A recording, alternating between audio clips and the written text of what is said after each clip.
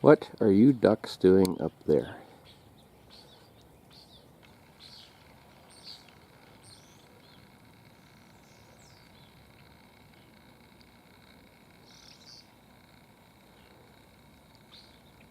Gonna make a mess out of my mess.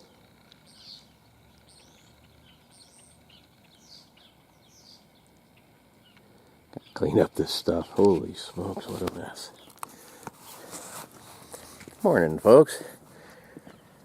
Oh, I want to take a drive down the river road today. But Cindy, I guess we're supposed to go over to a friend's place for kind of a early lunch dinner type of thing.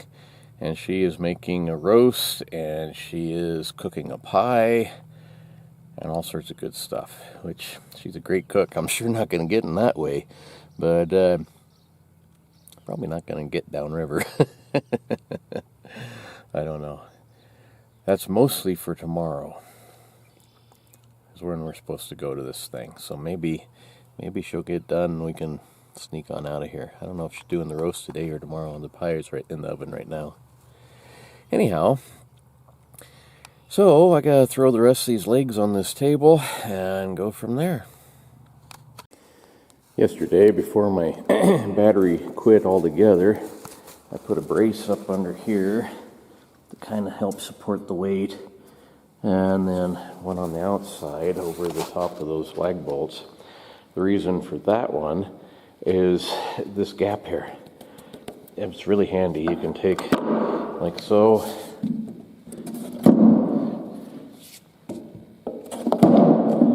like that. Great place for some hammers and different tools that'll fit in there. And I got that on either end. So anyhow, take this board here and saw it into some legs and put a couple of braces on here, and this will be more or less done. I can move it over into place against the wall.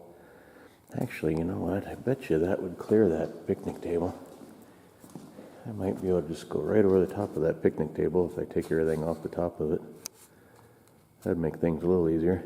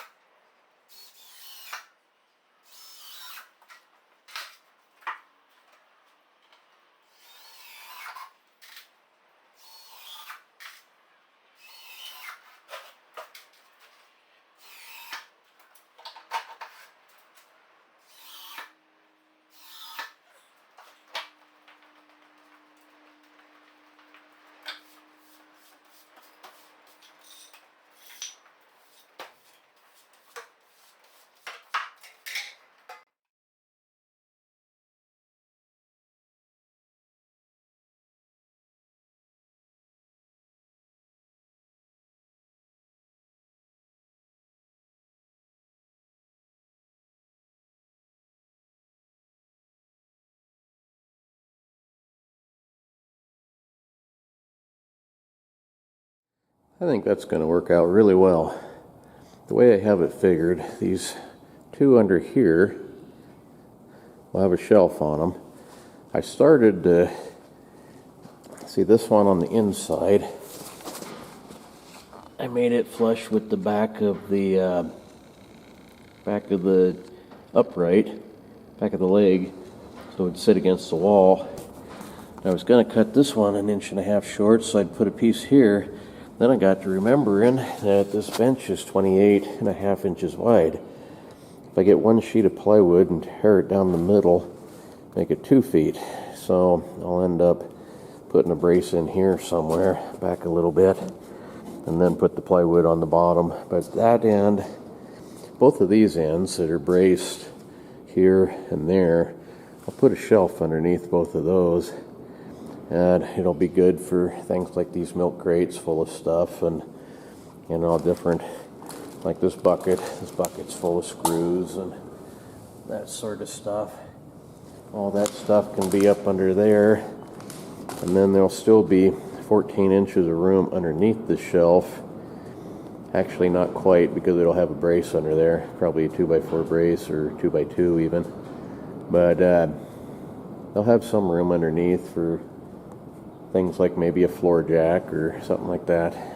Fairgrounds don't own one of those, but I'd like to get one, and might as well. I mean, they're going to have a fancy workshop, and might as well have some good tools. The way it is right now, most of these tools well, all of the tools, they're mine. Fairgrounds doesn't own any. They have a heat gun and a couple of screwdrivers, pipe wrench. That's about it. The rest of the stuff's all mine. The welder's mine. They do have a smaller air compressor. I got a big air compressor that I've never even used. And all those C-clamps over there, and that grease gun's theirs. The rest of it's pretty much my tools. So about time they bought their own.